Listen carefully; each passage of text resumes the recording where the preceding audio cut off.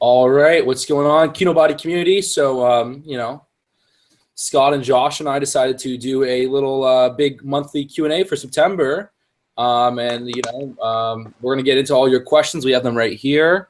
So we shall just get down to brass tacks. All right. And do it. Let's go. Question number 1. All right, so I'm 6 weeks into the Greek God program.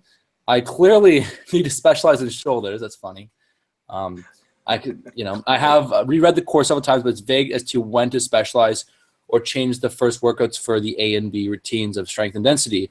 I was considering changing changing to standing press first, then incline.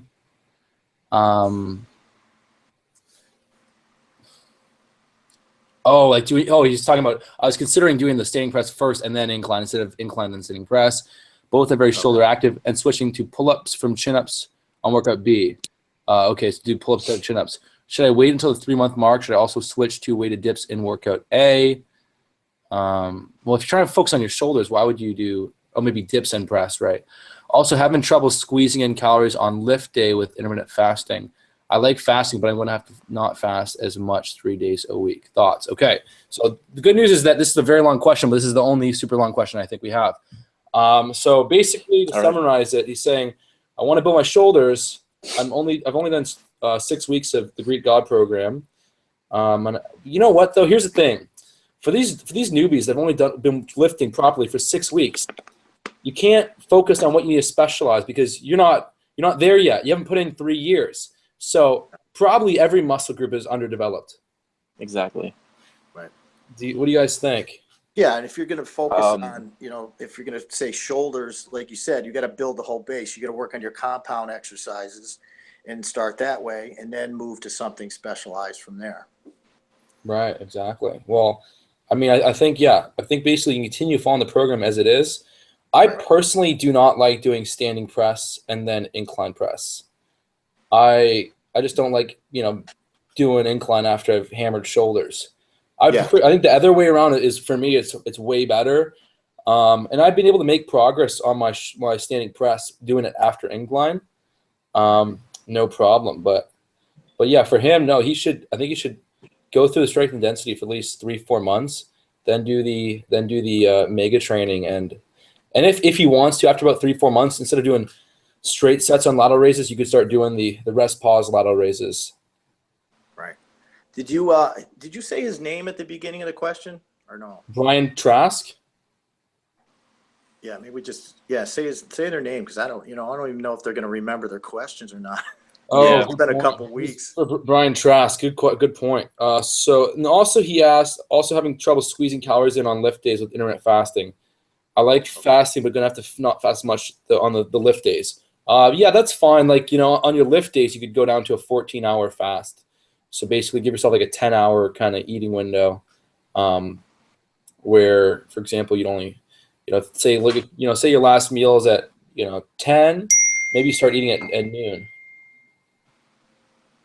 Yeah, I found what works best is for me is to pick a day that works for me every single day. What was that? What I found that works best for me is to pick a time in the day. Yeah.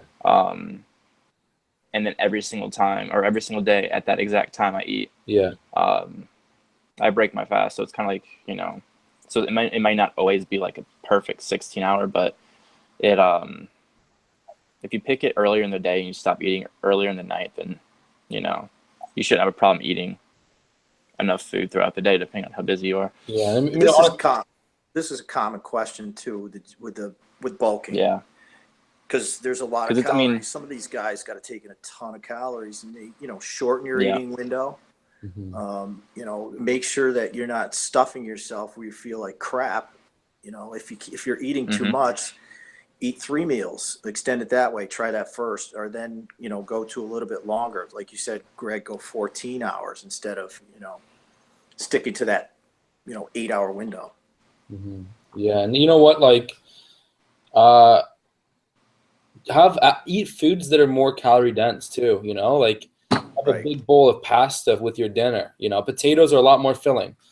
So if you do pasta, you'll probably get, you'll be able to eat a lot more calories without getting as full.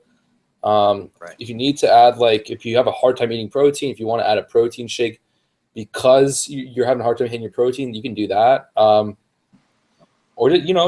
eat some food that, is delicious that people don't consider healthy. If you want to go and have like a big pizza that helps you hit your calories, then go for it. You don't have to be so neurotic. I think that, realistically, most people shouldn't have too big of an issue getting in, the calories if they eat the food. Go to an IHOP, get some pancakes. Yeah. It's not, it shouldn't be that hard. Right. Eat. Yeah. I know, because these aren't athletes training 6 hours a day that need to consume 8,000 calories. True, and that's, people worry about that. They're like, well, I can't eat something like a dessert or a Big Mac or whatever it may be. They think they got to eat, everything's got to be perfect and clean, quote unquote clean. But yeah, you can indulge yourself and get those, the calorically dense food increase that way. Yeah. No, when I first started, I was freaking out about, I have to eat, within like 50 grams of fat and everything like that. And then once I just let myself go and just be relaxed about it, like everything came together. And I was eating lots of like. You try to keep your fat at 50 grams on your bulk?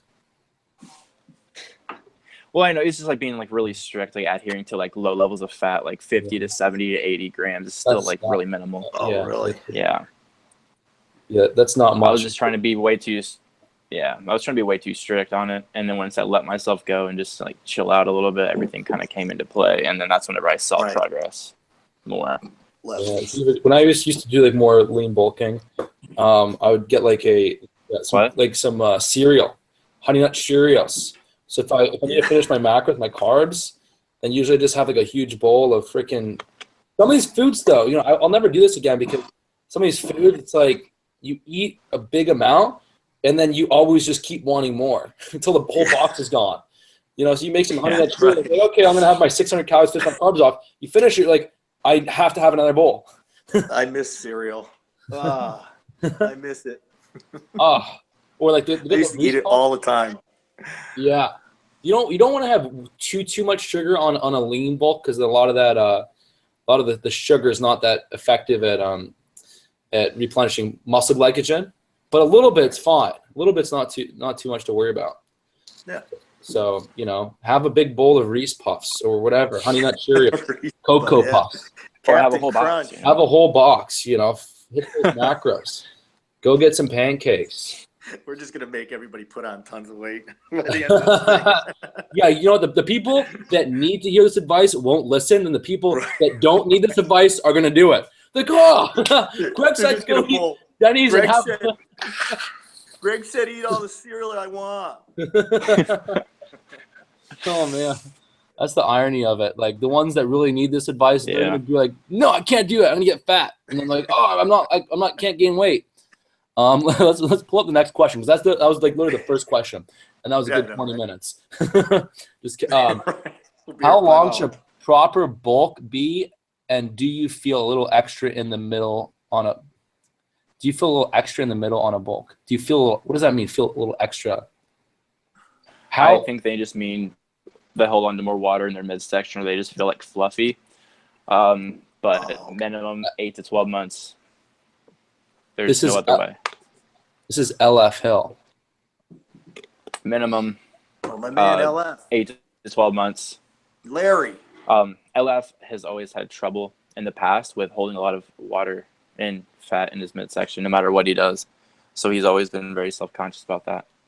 Yeah, because he's like me. I'm the same way, and he's older like me. And he's older, not quite as old as me, but yeah. Yeah, I guess it also depends what stage you're at. If you're like a beginner that really needs to pack on size, like you're not going to see a ton of muscle growth in a few months. If you're someone that's kind of going through a bit more advanced, you just want to kind of mix it up, do kind of subtle things and stay lean. You might do like a 3-4 month lean bulk just to put on a couple pounds of muscle and mix it up. I don't like staying in a lean bulk phase too long. That's just me, just because it's eventually I lose too much definition. Right. But for the average casual new guy, Because for you, you're not going to add, 50 pounds of muscle within your first couple of years, or I mean, obviously exaggerating, but at this point, right? And that's, and that's a good point. Someone that's kind of new, like, you want to take advantage of those newbie gains. So you exactly. want to stay in that lean bulk for long enough. You don't want to be, doing a huge cut while you're, ready to put on some size. Right. No, going back and forth. And a lot of people want to go back and forth. They want to go, oh, I'm putting on too much fat. Should I do a mini cut? Should I stop at 2 months and take off 10 pounds of fat? No. Stick out the bulk. Go through the whole thing. 6 months minimum. Like you said, Josh, keep going. At least 8, especially if you're new or just doing this as, your first bulk. And what I've learned is like, okay, so I did 1 cut. I got down to the lowest body weight I'll ever get to in my life. And then I added, I went from 170 pounds to like 195, 200. And I've stayed at that weight no matter what I do. I'll cut for maybe like a month or 2, but I'll always go back up to that weight. Right. I look really good at that weight, so it's not like anybody who bulks is going to have to like cut for like 7 months after they get done bulking. Yeah. Like maybe like a bulk, too, like a cut. At our level, it's different. At least mine. I'm completely maxed out. I mean, I could put on maybe a few pounds of muscle if I really got into it. But, for me, like you said, Greg, I'm not going to bulk for long periods of time. I don't need to. But when you're new and you got to add that muscle size, you have all that room to gain all this muscle. Don't just keep going back and forth. Stick to it and run it out. Yeah, no, exactly. That's the worst part. That's the worst part too. And then when you when you're done your lean bulk and you do cut, you don't want to go. There's no need to go too aggressive unless there's something you have to get ready for. It's better to take your time after you've made those gains. Right. Yeah, exactly. And that's another big thing I noticed as well, because you go too aggressive, you lose a lot of your size. Not a lot, but a majority of your like fullness is just gone, and then you're sitting there like looking at yourself in the mirror all depressed because you thought you lost everything you just gained in your bulk. So that really hits people. Yeah, it's a psychological game. And to kind of put it, ask that question. And if you're going to do like a proper lean bulk, you want to make sure if you're going to be doing it for a year, you don't want to be screwing up and then putting on 4 or 5 pounds of fat in the first month. And then and you want to make sure that you're adhering to your calories. But follow the plan within your I wouldn't say macros matter as much whenever you're bulking. Just hit your protein, have as much carbs as you can fit within the calories. Obviously, don't go too high in calories or you're going to start gaining unnecessary weight. But like macros are not as detrimental.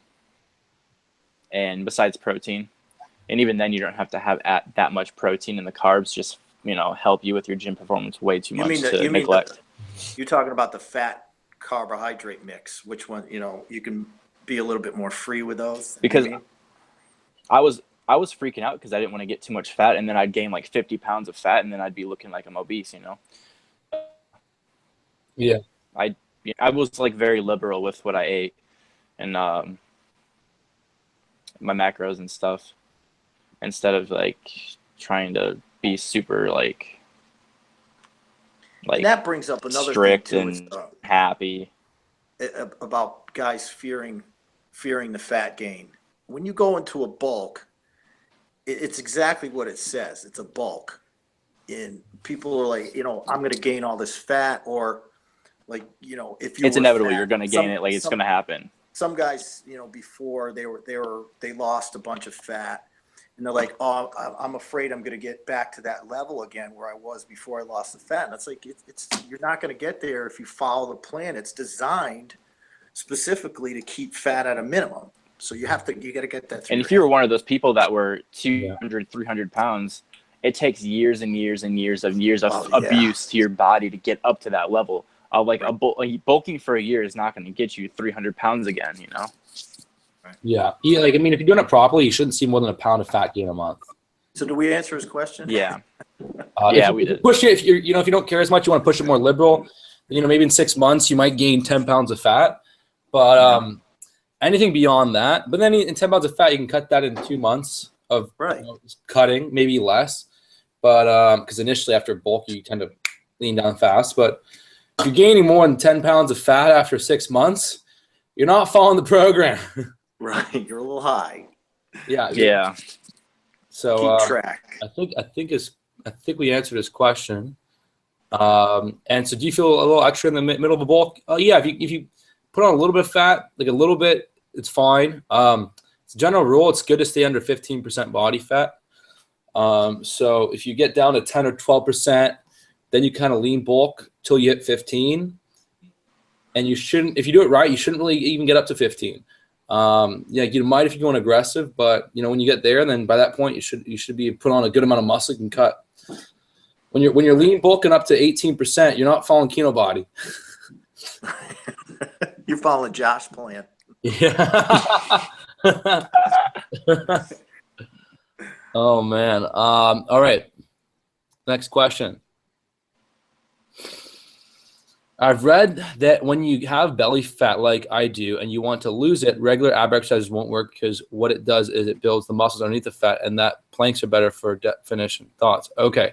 This is someone that isn't very. They must be very new to the whole. This is like new. This is like mega newbie questions. So are planks better for definition? Nutrition is what creates fat loss and definition. Planks will strengthen 100%. transverse abdominals, but if you're trying to, you could have someone that's overweight, they could do planks all day. It's not going to make a difference. You got to lose the fat. So, and yes, of course, doing ab exercises will not get rid of belly fat. That comes down to nailing the nutrition in the program. Okay, it's going to be, this is not a question.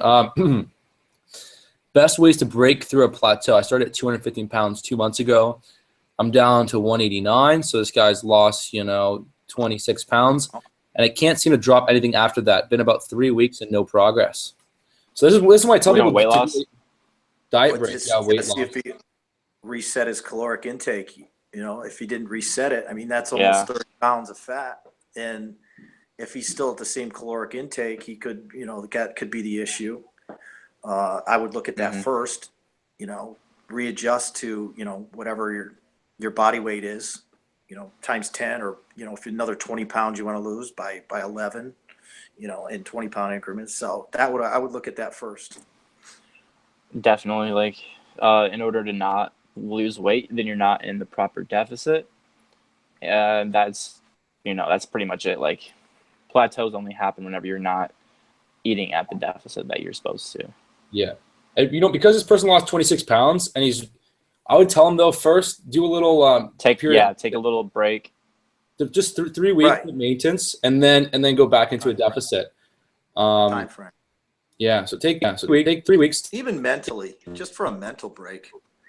For sure. Yeah. Take 129 times that by 15. Eat like 2,700 calories a day. And just stay there for 3 weeks. Lifting heavy. Keep lifting heavy. Have fun with the lifts. You'll probably fill out a little bit, and then go back down to 2,200, and then stay at 2,200 for 6 weeks. Then do another. A good point that way. Because I usually say when someone goes into a break, to either slow down the lifting, and just as far as mental act. Relax, take a break. So you guys think that they should lift through that period? Well, because they're eating a lot, they're gonna be eating more calories. They might as well get the benefit of muscle growth during that little short period of time. Because they'll probably have the training will probably feel awesome, when they're eating a lot more. So I mean, even exactly. Three days a week, it's no one's really getting burnt out lifting. If anything, maybe change up the workout a bit, switch the workout up for a few weeks, mix up the exercises so it feels like you're getting, everything's fresh and recharged. If anything, what you could do is take like 5 days in a row off. So hit your Monday workout, skip Wednesday, Friday, just have a huge reset and then keep it going. But I'll never take 3 weeks off lifting. I never really need. Maybe that's just me. Maybe it's just me too, because again, I'm not looking to gain any muscle. My body's at a set point pretty much all year long. So for me to take a break, I take a whole break from everything. Yeah. But I see where you're coming from. I like just better. Yeah. And for some people, it's good to keep the habits sharp. Otherwise, they take a couple weeks off. Yes. It'll be hard for them to restart it, you know? A lot of people are all or nothing. So they take a break and they never get back into it, and that's it. Yeah. And then when you go from that cut and you come back a couple months later. Yeah. So no, I would just increase the calories, keep your lifts going. If you want to mix up the workout, try a different workout just to kind of keep everything fresh and recharged. Then you can do that. But when you go from cutting to higher calories, the lifting is a little more fun for sure. Yeah. Oh, yeah. Especially if you're hitting like plateaus with your strength. Yeah. A little bit can just. And it usually takes a good week of eating more to get the benefits in the gym. So like it's not like the first day you're eating extra 600-700 calories. You're like, oh, I'm so strong. No, it takes time. It takes time for that to kind of manifest. Let's get to the next question. Everybody's messaging me. What time's this on? Oh, well. I put it on there, recorded. So that was Sebastian's question. So we got Brian Ainsley Horn. The best time for me to work out is in the mornings around 8 a.m. after I drop the kids off at school and before I start working. I have no problem fasting until noon or even later, but not sure if it's better to break the fast right after the workout. I can even do just a shake or whatever. So they're doing a 8 a.m. workout, and their first meal is at 12. They're asking, is it okay to fast till 12? What do I need to eat after? I don't, for me, I'd say, it's fine. Work in the morning, and if you're comfortable, fast till 12. As long as you're getting the total amount of calories and macros, that's all that matters. If you're a little on edge or anxious, and you want to take BCAAs just to calm your mind, there's a little insurance policy you can. But I would I think or if you want to just take like one scoop of protein, like it's fine. But generally speaking, as long as you're hitting the workouts and you're hitting your lifts, then you're going to realize the benefits. Right, and if you eat that protein shake or a meal after, make sure it fits in your caloric intake for the day. Fine. Yeah, it's really a choice. It makes you feel better. I mean, feeling better and more comfortable is better than actually pressing over it. I gotta eat. No. If it's bothering you that day, then I would just eat after. Mm-hmm.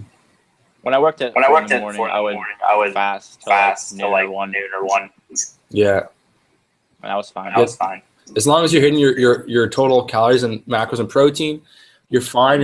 And let's say you're working out at 8 a.m. and last night you had like a steak with 60 grams of protein. I mean, with like the fat and the fiber. I mean, you have protein in your bloodstream almost till 12.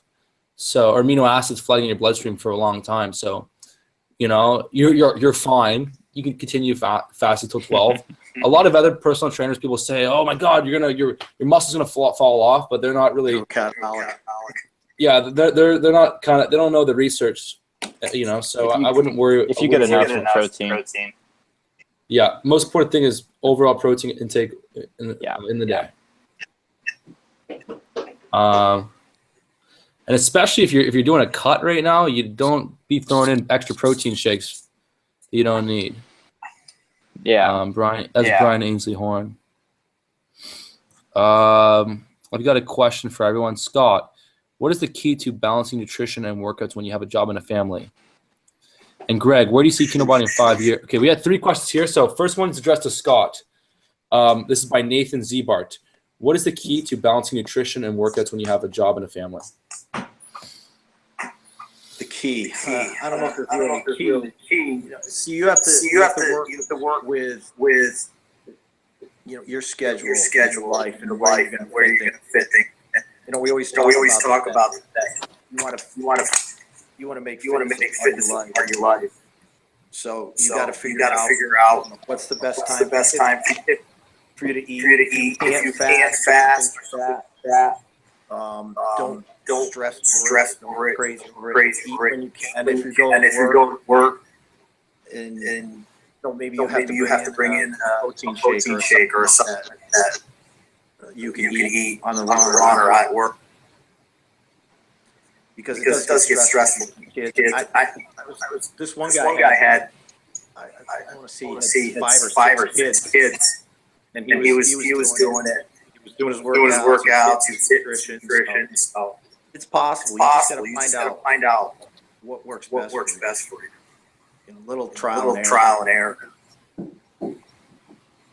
I like it. And so then the question for perfect question for Josh here is how much did your lifts progress during your time when you did the Greek God program? And that's it. So how much did your lifts go up?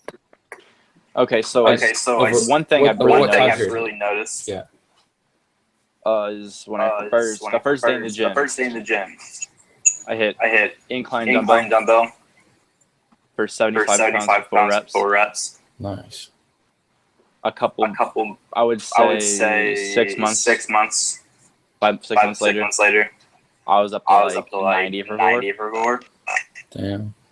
And now right now I'm like 6 months since then, and I'm like 90 for like 10.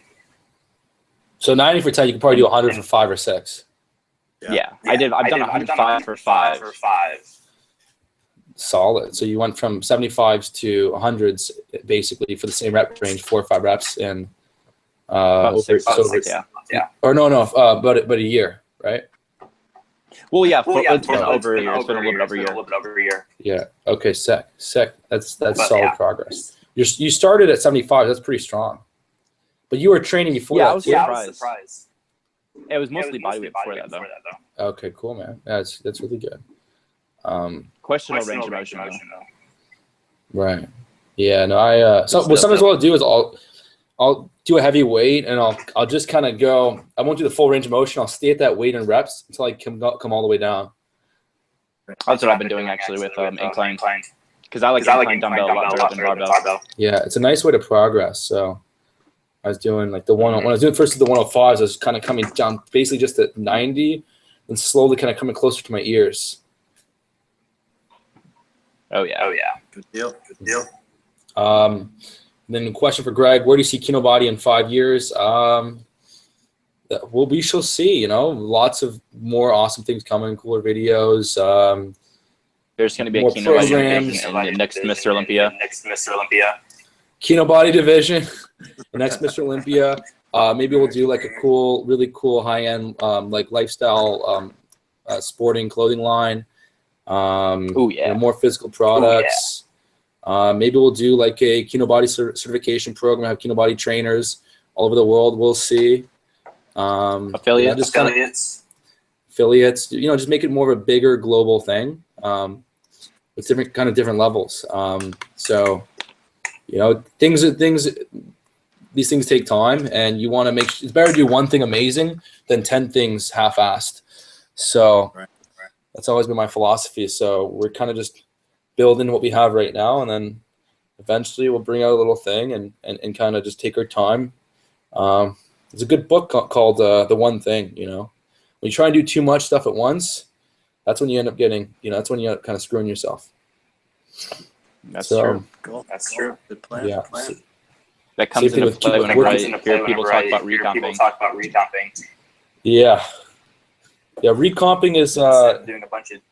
Yeah. No, go ahead. Instead of doing a bunch of half-assed things, you just focus on one thing and put all your energy towards it. Yeah. Exactly. Good point. Yep. Yeah. Recomping is great when you just finished a cut. You finish a cut. You don't want to go into lean bulk yet. You can still gain muscle because you come off lower calories, and then you almost get this really cool recomp effect. But then like no one's gaining 15 pounds of fat, slicing off 15 pounds of no one's gaining 15 pounds of muscle, losing 50 pounds of fat on a recomp. You got to usually put yourself into a nice lean bulk or a cut.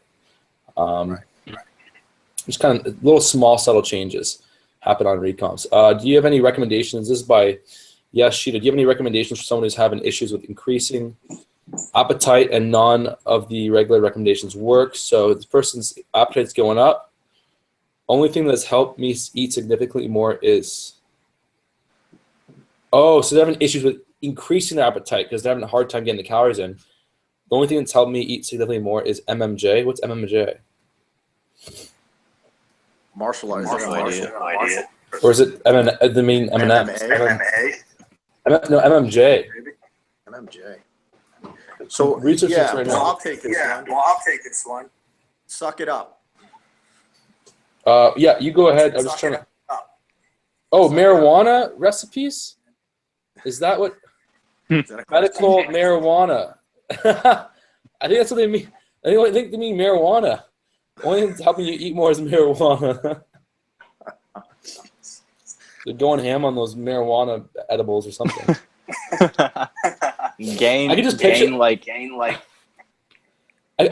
appetite will increase. I just picture this guy like with his friends like smoking weed and yeah, right. Like, dude, you never smoked before. I'm doing Kino body. I gotta fucking get my appetite up. Wait, you're smoking weed to eat more so you can gain more muscle? Yeah, that's gotta be the first person in the world to do that. That'd be great. Well, we kind of addressed the whole eating more thing earlier. Whatever works, man. You know.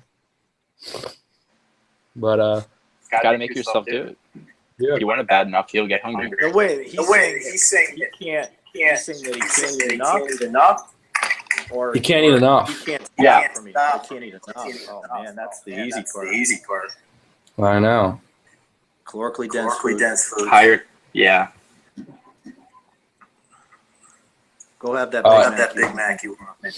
So let's go through the next question. We're obviously not going to finish all the questions tonight. Otherwise, we'll be on here all night.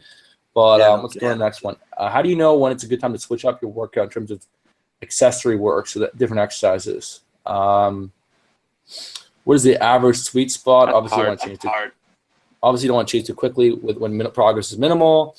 But you know, so basically, how often should you change up your exercises? I think that's more of a choice. Mm-hmm.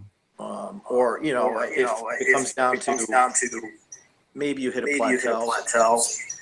I don't necessarily think switching exercise that's plateau, but for me it's more boredom.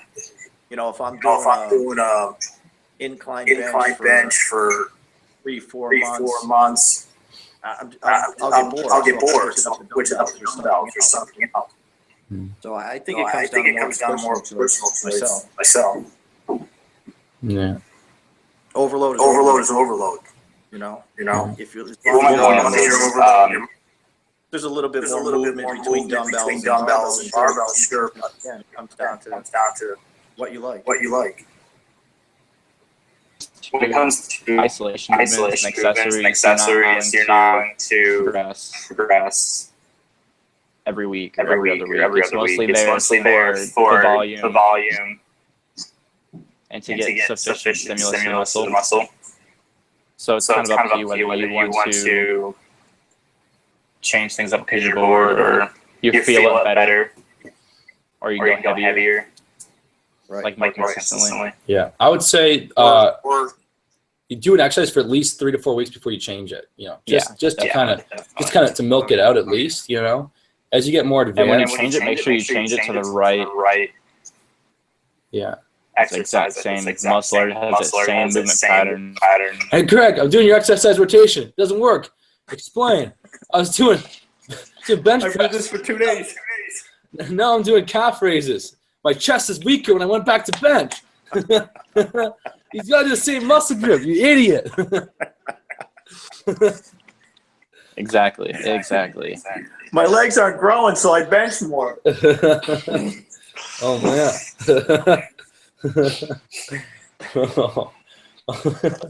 For sure, one person has done that for exercise rotation. They've gone from shoulder presses to chest flies. Right. Yeah, so you know, for excess, you know, for your main compound lifts, you want to be doing them longer to really get the gains, and then for the other stuff, you want to keep it fun, exciting, mix it up, but wait at least 3 or 4 weeks consecutively, and then switch to a similar variation. And for your compounds, if you're just hitting it you'll catch a pattern when you start to hit a plateau. Maybe it's every 6 weeks, 7, 8 weeks. There's other ways to milk up through a plateau, but one of them is exercise rotation. You can also just kind of go a bit lighter and go higher reps or whatnot. Well, when I first started isolation movements, you need to progress on. Yeah. And I would freak out because I'm not progressing on for weeks, and I'm still like tricep push down exact same right now than like 8 months ago. But of course, form's better. I can do more. Like quality reps. I feel it better. And just feeling muscle better, feeling muscle work, having more volume. That's what that's used for. For compound, it's like 6 to 8 weeks. You're not really progressing. Try something else. See if it works. Everybody has different leverages. Yeah, some exercises will be more responsive for progressing too. What I've been doing on my biceps, which I've liked a lot, is I'll do I'll do RPT. So I'll curl a weight, whatever curl variation, and I'll usually do my first set, do 5 reps, and then I'll actually keep the reps the same on every set, even though I'm dropping the weight 10%, 5 pounds. I'll just do 3-4 sets of 5 reps. And the next workout I'll go for 6. And the next workout I'll go for 7. The final workout I'll try and get 8 reps of the same weight I did before, and then I'll go up 5 pounds. And then if I stall, maybe I'll switch the variation. I'll do incline curls, or I'll go do the leaning arm supported curls. And it's been working pretty well for my biceps. And as long as you get sufficient volume. Yeah, and I find on some exercises with RPT, I don't actually. I'll drop the weight, but I'll keep the reps the same. For some exercises, you can just drop the weight 10%. You get 2 more reps easily. Some ones it's a bit trickier, especially that first. It's really hard. So my biceps, I just I'll keep all the reps the same with RPT. Same thing with like weighted pull-ups. I'll do 5 reps, and I'll pretty much do 5 reps in my second and third set. Maybe my third I'll go 1 more, but just a new kind of style I've been doing. Do you think that man can lose all the fat gain in 4 months of lean bulking, 250 to 300 calories over maintenance for 1 month of 250 to 300 under maintenance calories? Okay, so this person's eating about 300 calories over maintenance per day, which over the period of 7 days, it's 2,000. Over a month, that's about 4,000 calories in a surplus, which is basically a pound of fat over 4 months. So basically, if they gained 0 muscle, they could have only gained 4 pounds of fat if their surplus was correct. But more likely, they gained probably most of it muscle. So yeah, you should be able, if you are doing a proper lean bulk for 4 months, in 1 month, you should be leaner than you were before, if you did it properly. And yeah. Or sorry, no, 300 calories times 7 is 2,000, times 8 is 8,000. That's just basically 2.5 pounds of fat. So times 4 months, that's 10 pounds. So probably, realistically speaking, you probably gained maximum 4 pounds of fat. So even still, you should be able to lose the fat in 1 month. You can lose 10 pounds in 1 month easy. Yeah. Especially right after a lot's water. Yeah, no kidding. Any suggestions to fill out the muscle up by the collarbones? Incline bench hits my upper chest well, but I see a slight drop off in muscle density from my upper chest and the collarbone area. Add some hammer strength machine work. Yeah, you can mix it up. More volume. Also, when you're leaner, it will look fuller in comparison because you'll store more fat in the lower chest, which can make the upper part look a bit smaller. So when you really lean out, it's not as it looks more full.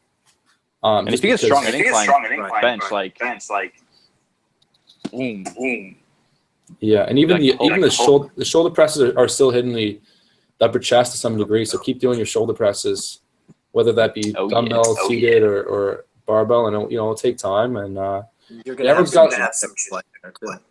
Yeah, everyone's got different genetics, so it could be genetic thing. But don't get hung up over the small little things. It's no one else. You're probably the only one that really notices it. True. Unless it's just like that dick at the gym that tries to like put you down. Hey, what's up with under your collarbone? They're probably do it they're probably doing a push pull. They're like dude, abs coming in, man, but you got to fix that little part right here. It's really flat, man. You're 98%, man. You're 98% there, man, but it's just. Oh no, yeah. This guy's a Johnny Drama guy. He's gonna go to the plastic surgeon and be like, doctor, like my arms, I love my arms, right down here, it's perfect, but just this area right here, I'm just, it's causing a lot of stress. Can you do implants? Inject olive oil into it. Inject olive oil. Oh man, it's too funny. That's the secret dude. Well, someone else said the same thing. Like I'm in the same boat as you. So this is for Trevor and Kyler. A lot of people have that problem with filling in that upper chest because it's here.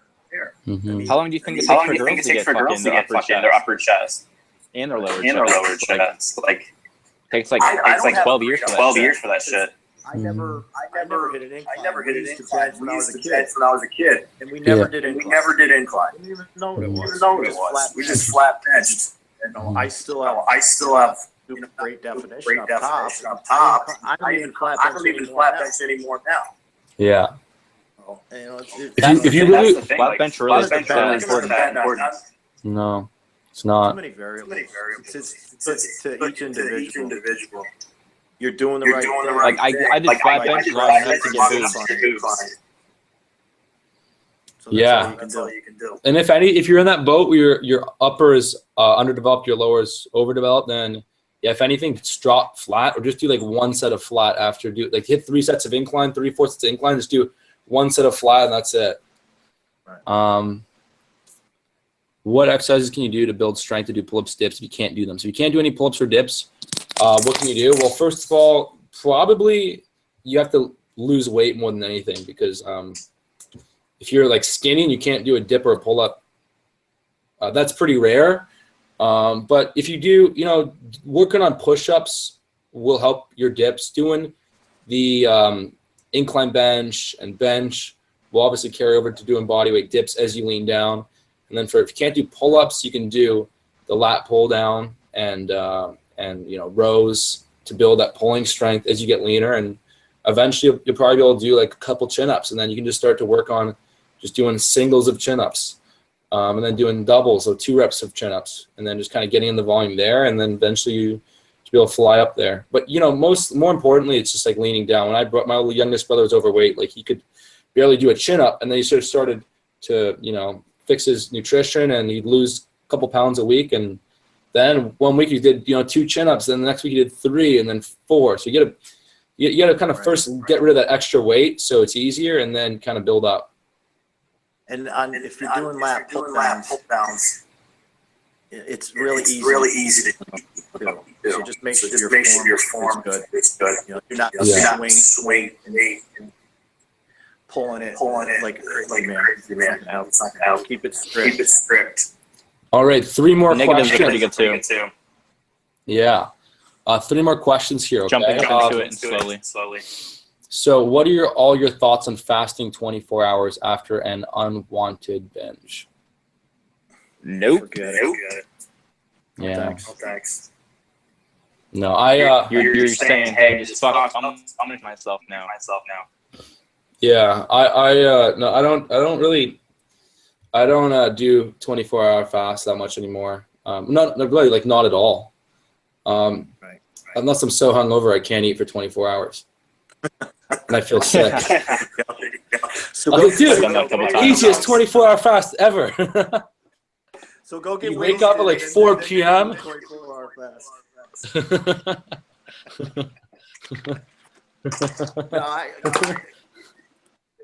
This comes up a lot about people overeating and binging, and there's. If you're punishing yourself, we talked about this a little bit. Yeah. That there's 3,500 calories in 1 pound of fat. So that would mean you'd have to eat your maintenance level, and then an additional 3,500. Just to get at least 6,000 and you can lose calories. that 1 pound in a week. Yeah. And still, I'm the king of binging, so it's not the end of the world. Move on. And trying to punish yourself and overcompensate for a binge is like the very behavior that's going to make you continue to binge. Right. So the best thing to do is move on. Thing to do is just move on. The best thing to do is, instead of trying to fix the problem by going from one extreme to another, it's kind of to be like, okay, so what led me to binge and stray off my proper nutrition? Okay, it was because of this. It was because I went out with my friends. My calories too low. Yeah, I kept my calories too low, and then I went out to this restaurant, and then I ordered this food, but it didn't fill me. It's not, there's always a few things that led you to binge. I used to binge a lot, and I'd eventually find out, okay, well, you know what? Like, I'm not good at eating 4 fucking cookies. I'm gonna eat the whole box. And the next time I'm not gonna have cookies. I'm gonna buy a nice high quality chocolate. Because it's very hard to binge eat on chocolate. You're like, oh, this is too much. Especially dark chocolate. But there's always a reason. Even like potato chips are pretty hard to stop yourself. Right. That's why if you eat hot chips, you can eat the entire bag. Yeah. And it's only 370 calories, so that's fine. And pop chips are a lot lower calorie. Exactly. But when you get like those Lay's, or you get those, and then you have to measure out exactly 12 chips. I know, and then no way. And you eat it, and you feel hungrier than you were before you started eating them. Right. Exactly. So then you put in another 12 chips, and then you're eating 3 bags of Cheetos. Oh man, yeah. So there's always usually a reason why you kind of ended up binging. So, and then for the next most people, time it's just the lack of calories. Yeah. Don't keep doing it. Make sure you keep yourself in control. I mean, once in a while here and there is one thing, but you're doing that every week or twice a week, you're going to derail your progress. And the worst thing to possibly tell yourself, and I'm going to make a note of this because I might do a little video or piece of content on it, is the worst thing to tell yourself is, I screwed up my diet, I ruined the day, now I already fucked up, so I might as well fucking have fun with it.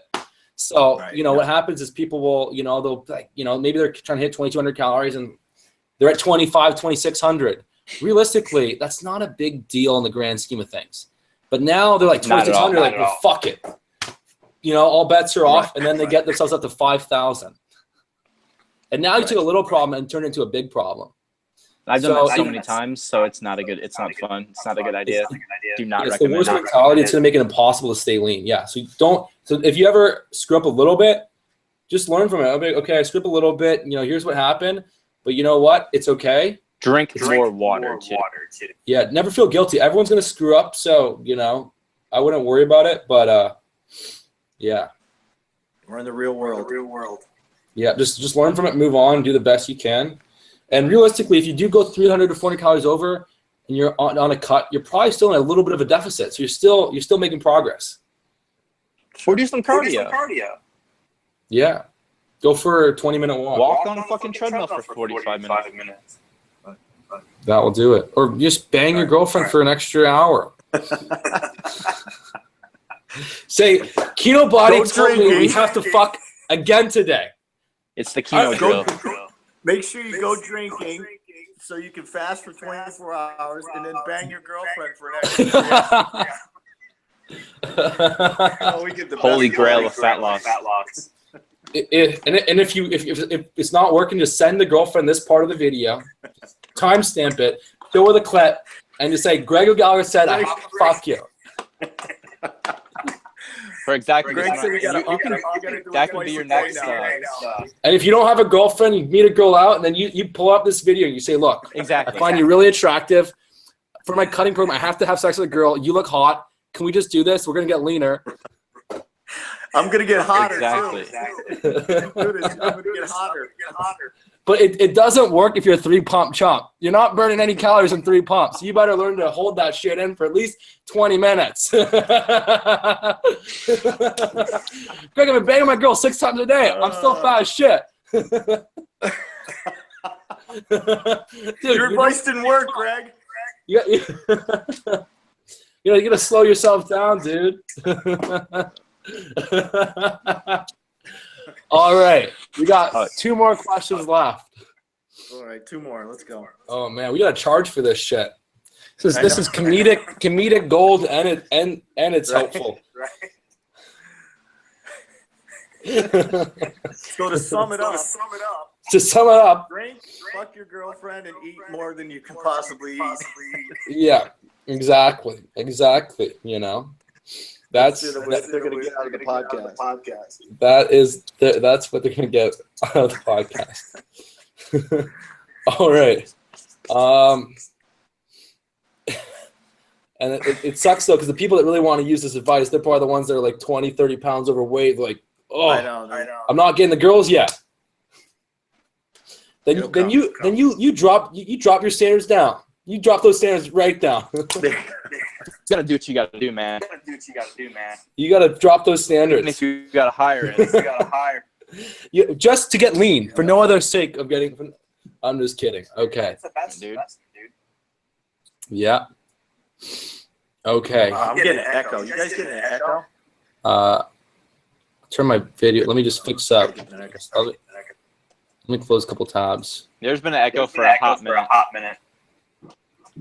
Let me just close some tabs here. Yeah, that usually helps. I can't hear myself. Is it really? Yeah. I can. It's been like this for like the past 10 minutes. Actually? Oh, maybe we're hearing. Oh, yeah. See, it's Greg. It's Greg's. When we speak, it comes back at us from Greg. Yeah. I just like hearing my voice. It turns me on a little bit. I wasn't really too worried about it. That's annoying. Is it still there? Here, let me I'll put these headphones in. A little bit, yeah. Okay. Sorry, guys. Put these headphones in. Hopefully, if I just put them in right now, it should work. I mean, good call. Hello? Josh's voice once is annoying enough. I can hear it 5 times. Okay. Boom. All right. Is that better? Flex, Josh. Yeah, that's. My hair's all fucked. Okay, can you hear me? Are we good now? Crystal clear. Okay. Oh, much better. There we go. Oh well, whatever. Okay. All right, 2 more questions. Okay. Shit, where's my damn face? Where's my Safari? Here we go. Make them good. Okay. I'm on the warrior shredding program, and I do bike security as a jobs. I patrol a certain area. I can ride anywhere from 2 to 3 hours during a shift. What would the example of calories be for someone with an active type of job? Okay, so this guy's cycling around, probably low intensity. He's probably not breaking up in massive sweat for 2 or 3 hours. So you know how much he's got it made, dude. Yeah. I mean, like, that's all that is the extra calories. You eat the exact amount that you're supposed to at, say, a normal. You eat exactly how much you should be on a normal deficit for the warrior shredding program, which is usually like kind of modest. So that extra calorie burn is just going to bring you down a little bit closer to that more aggressive deficit, but then you're not like getting the disadvantage of having to cut your calories that low. So you're basically getting to eat and then, you know, work at your job and burn calories towards your food. That's pretty cool. I like that. That could just be just like that. Think of it as a bonus and just stick to the normal diet. The only thing is if somehow you're starving all day, then I'm not a huge fan of having uncontrollable hunger on a diet. So if you need to add 200 calories a day, 250 calories, 300 max, just to feel a little more full, then you can do that, and you still should be down at a good solid pace. But if you feel full, go ahead. If he's doing a freaking like Olympic workout where he's riding the bike for like 17 miles or something, then add a little bit of calories. But if you're just casually just chilling, then you should be good. And watch your strength. Watch your strength in the gym. If it starts dropping off, that's another thing. Yeah, too. And things like that. Then I would add in some more caloric intake. But other than that, you should be, like you said, take like 200 calories though. So on your hot pursuit chase days, then you bump up 300. Right. Yeah. If you got So problems, if you got a do you ever big see chase. 21 Jump Street when they're like they're all pumped, they passed their cops now, and they're on these fucking little bicycles In the park? in the park. Yeah, with their sirens on the bike. The sirens. So Well, only on the hot. I think too, you're gonna adjust to your daily routine too. Your body's gonna adjust to that. People say, well, I got an active job. I'm on my feet all day or something like that. You're gonna adjust to that as when you go into a deficit. That's not going to be enough calories to warrant eating a bunch more. So, Right. It's not a big issue. So let's get another question here. Okay. So I've been doing body weight master. It's a long question. Oh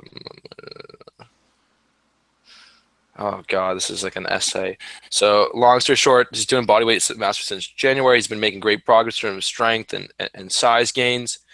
Actually, no, wait. I've been making great progress in terms of strength, although my size gains, while they're small, which is fine, that's what I was expecting. However, I hit a pretty major plateau and was stuck on the verge of moving on to level 4 movements, but not quite there for months. Then for about 6 weeks, I switched to weightlifting, felt good, and I enjoyed it, and I made great size gains in those 6 weeks. Then I switched back to body weight mastery. I found that I hadn't just bust through the plateau. I completely obliterated it. I've had the same experience just with, I was able to rep out the level 4 movements well, where previously I wouldn't even be able to do a single rep on some of them. So my question is, should I keep swapping out body weight mastery and weightlifting whenever I hit a plateau? Or should I make it more periodic, switching out every week or every other week? So basically, they were doing the body weight mastery program. They built up a lot of levels, and then they got stuck. And then they do the strength training with the weightlifting, and then they came back to body weight and they made huge progress. So how to integrate the two? I've done a lot of body weight training. Section. Yeah.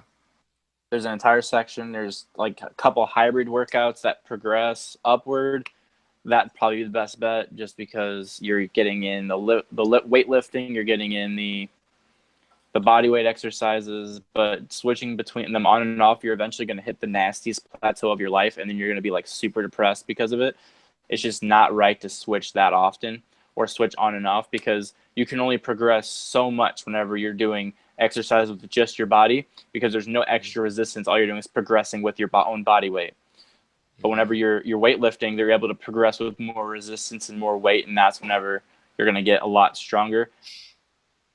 But probably odds are he got stronger from that level 4 because he was doing the same movement patterns. So like pressing movements are the same as push-ups, stuff like that. And with added resistance, he was able to get stronger, because it's harder to get stronger when you're just working with body weight and you can't micro load little bits of resistance to it.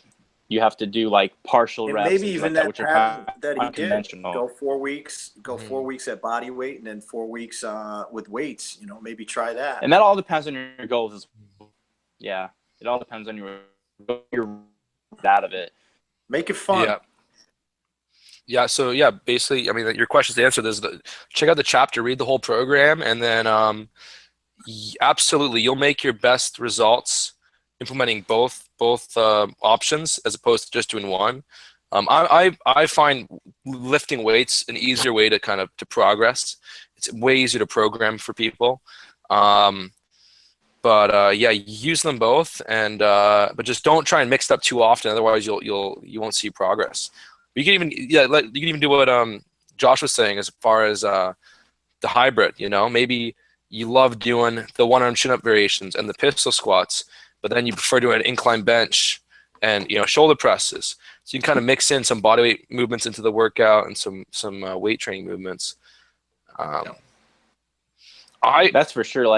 I still incorporate body weight exercises into my routine whenever I just want to kind of have some fun, add some extra volume. But then I got too fat, and now it's hard for me to do them. So now I just don't like doing them. But if you're more consistent with it, you're gonna make it's gonna be easier for you to maintain it, and keep doing it. So why not? Yeah, it's kind of fun. It's just different. You're the poster boy for fat, Josh. Yeah. You're the one. You always consider you fat. Yeah. When you got a 30 Well, yeah. waist? I mean, I'm a little round. I'm like 30, like 2 or 31 or 30 or 29. On Instagram, you're considered obese, Josh. On What? social media, you're considered obese. Yeah, it's like a whole like. So, yeah, I'm just kidding. I knew what you said. It cut out. Oh, I said on Instagram you're considered obese. Oh yeah, definitely. I don't have visible abs. I can't take my shirt off and post pictures, or I'll look like subpar compared to every other person on there. So there you go. I feel like I'm Derek's doing it right now. Sure. Ew, disgusting. You have to be at least 6% body fat. Exactly. Be my friend. If you're any more than 6%, you're any more than 6% body fat, and you don't have shredded legs and shredded calves, you're just not gonna. You're not. How do you live? No, but seriously though, I was doing body weight training at my gym once. And some old lady walked up to me. Fucking Chuck Norris. Oh yeah, what were you saying, Josh? I was doing body weight training at my gym, my old gym, and it was like a recreational center. So there was like gym equipment and like 80-year-old people mixed together. So it was pretty cool. And some little old lady walked up to me while I was doing like what are those things called? L-sits and like those dragon flags. And I was doing some like them shoulder press upside down handstand push-up shits. Yeah. She was like, I've never seen anybody in here do that before. That was really impressive. And I was like, thanks, Grandma. And it was a pretty nice. It was a pretty nice day. It felt pretty good. Yeah. So definitely incorporate. And then he took my advice with the lady. And then he overate that day, and he took my advice, and he got some extra workouts in. Oh yeah, exactly. Whatever it takes, bro. Whatever it takes. If the only offers coming are from 60-year-olds, you got to take that offer. Hit that cougar. You got to do what you got to do, man. You got to do what you got to do, man. You know. Yeah. But so that's pretty much it on the bodyweight stuff. And one thing people can try as a cool tip is like if you're doing the lifts and you want to do some bodyweight training, then hit your first 2 sets of the lift, and then the third set you do a bodyweight version. So for maybe you've done 2 sets of shoulder presses on your last set, pump out some pike push-ups, or same thing with you don't have to do the hardest variations. You could do 2 sets of incline press on your last set. You could put your feet up and then do the side-to-side push-ups. Just kind of get a bit more bodyweight training in for fun. There's different ways to incorporate bodyweight training into a lifting program. I like like one-arm push-ups are cool. I don't think that they're even comparable to incline presses for building your chest. But I think that handstand push-ups are pretty comparable to shoulder presses, especially if you can put on a weight. They're hard too. They're hard, especially if you put on a weighted vest. Yeah, the handstand push-ups. I want to see how many reps I could do. I think I'm probably at about 15, maybe 20. No which kidding. Would be sick. No, maybe not 20. I have to put in a bit more work. But I remember this kid in high school. One of my buddy's brothers, his older brother, could do like 25 handstand. Whatever, on the wall. And we were just like, I was in like 9th grade and I was like, holy shit. Damn. He just, anyway. That's strong. 25. Just kind of the head right here. Yeah. I did 4. And he was like fucking insane. I did 4 and I fell over and started crying. So it's not for everybody. Questions to him. I'm trying to find. Oh yeah, we can do a goddess ask some. So let me find it. Oh, is there a goddess group? Put it on the goddess, and there was a few questions on there. Let's see if I can find it. Okay. But keep going with those. Yeah. What else we got? Let me scroll back up here. So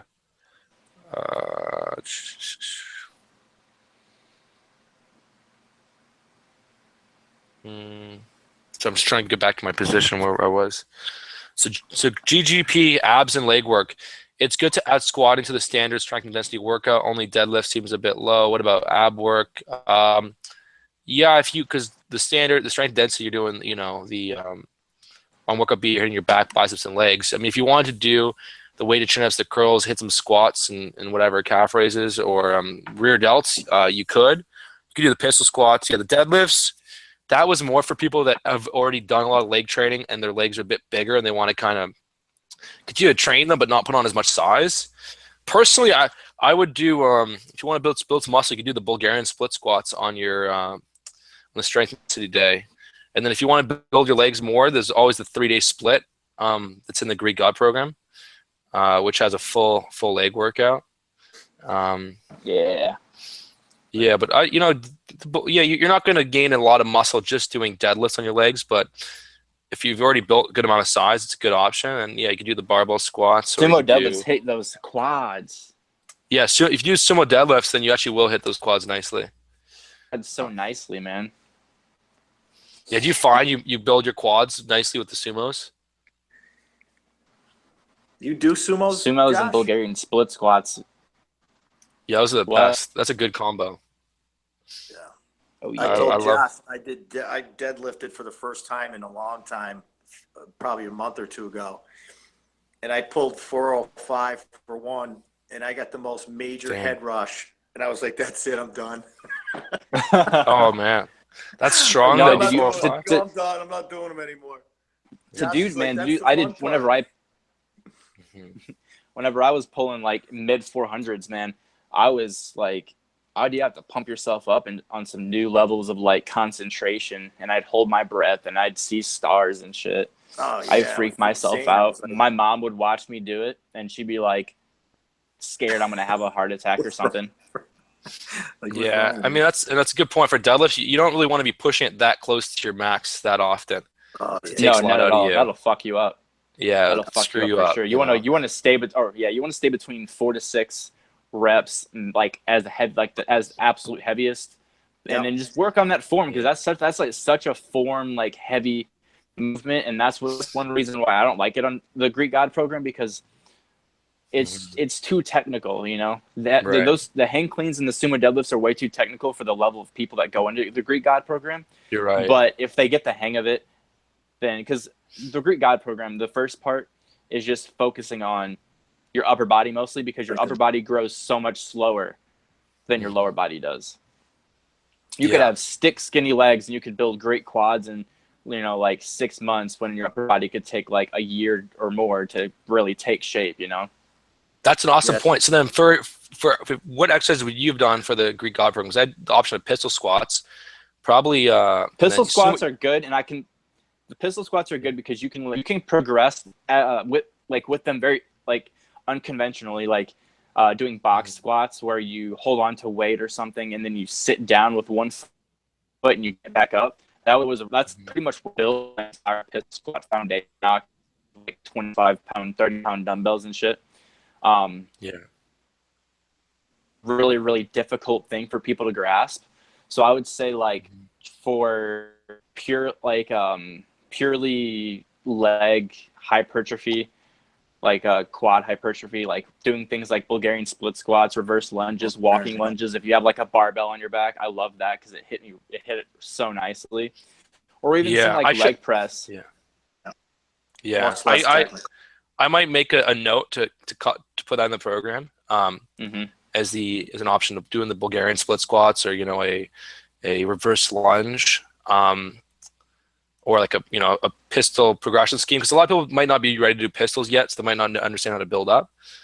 Most people, the biggest question I get asked with pistol squats is just how to progress on them, because you have to there's no like set way to do it. You just kind of have to work with your body, work with where your sticking point is, and then just try to slowly get out of that sticking point, doing weird things like sitting down on like a chair, or like having somebody like be behind you just to make sure you're stabilized and shit like that. Hey Greg, I've been doing. Somebody asked me. You said you were coming out with something new sometime in October. Yeah. I pretty much finished it now. I just gotta get it loaded and get it into the works of my team. So we're probably gonna launch it in the next week or two. So ideally, the first. Okay. I mean, the first Monday of October is next October. So sometime, not this week, hopefully next week, it will be ready to go. And it's gonna be an upgrade to the Greek God, as like an expansion pack. So it's be a $29 program. It's a bit more advanced, with the same kind of philosophy. Okay. Good. So I wanted to get that out before I forgot. Yeah. All right. Yeah, no, good points on this. You want a question from the girls here? Do you have one? Yeah, I got a few here.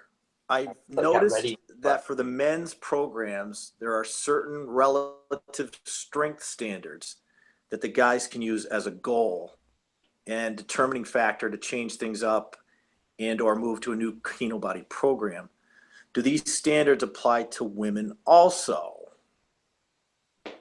Is the basic question. Well, the strength standards that I made for men are going to be way too advanced for the women.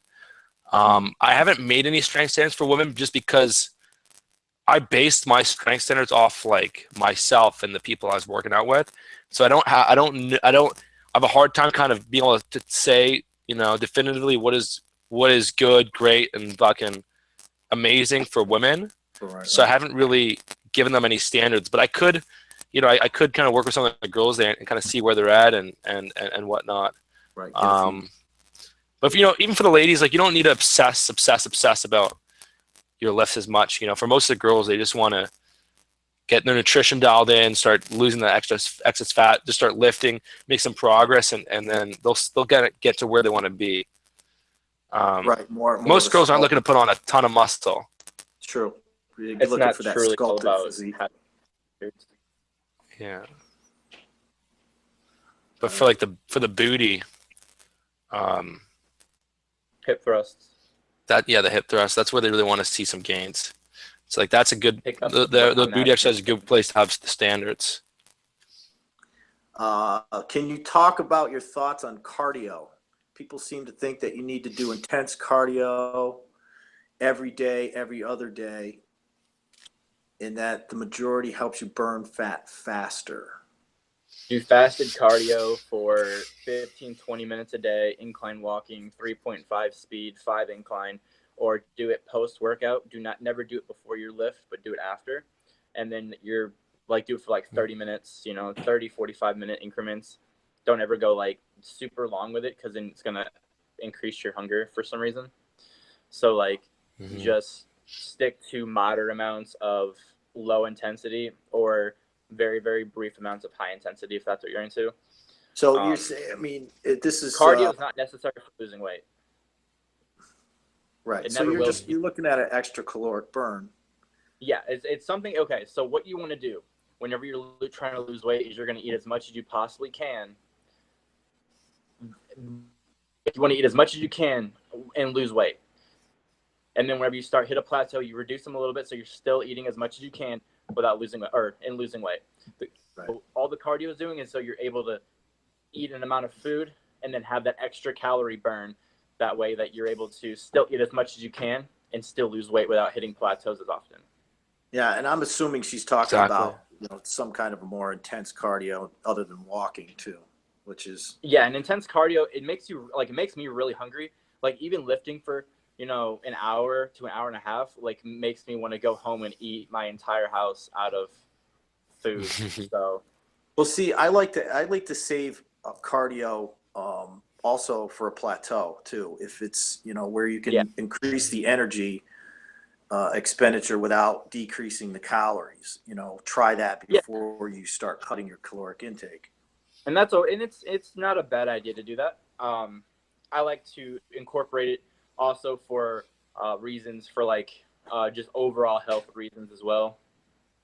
For those that are a little bit more overweight.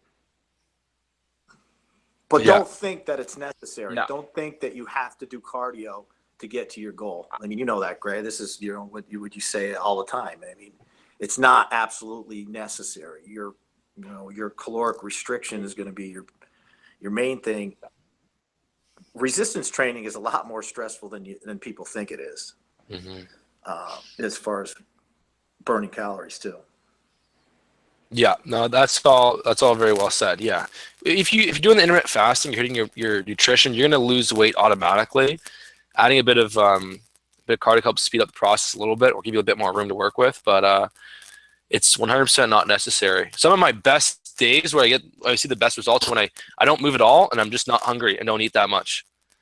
It is, for me, it's I've always found it kind of suspicious how little cardio helps for me personally.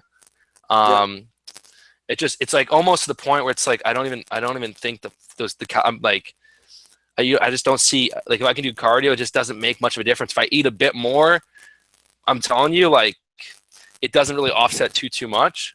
So I mean, whatever keeps your, so do a little bit, but don't think that you need to do tons. Like, you know, I like Josh's protocol. You know, 20 minutes of incline walking, you know, in the morning or before your first meal, and then 20 minutes after your workout.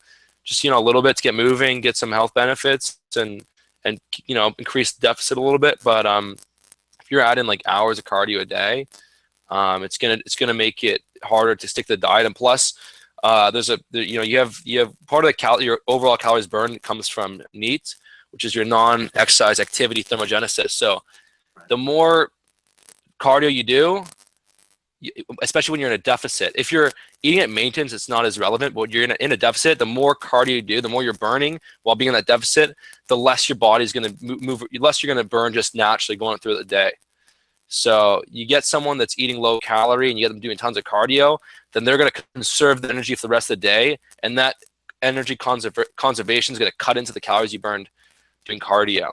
So, but if you're eating at maintenance, like athletes usually are fine because they're eating so much, so then they can go work out for 2 hours hard, and then they still have all the energy in the world to you know. But you take athletes, you put them on 2,000 calories a day when they're working out 2 hours a day, they're gonna be burnt out in 3 days.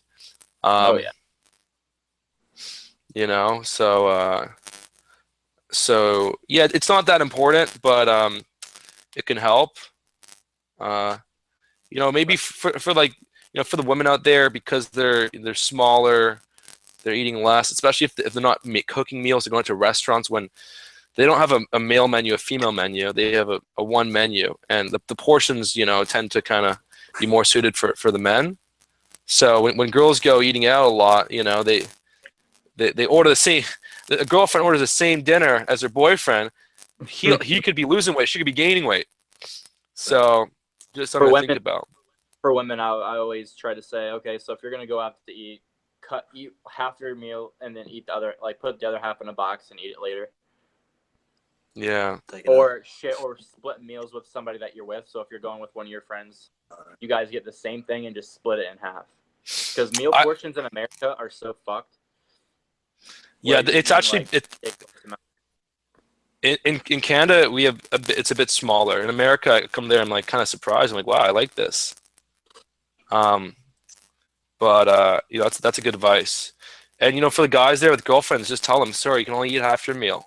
I'm gonna eat the rest. Sorry. Graham Gallagher said we have to have sex 5 times a day, and I'm gonna eat half your meals.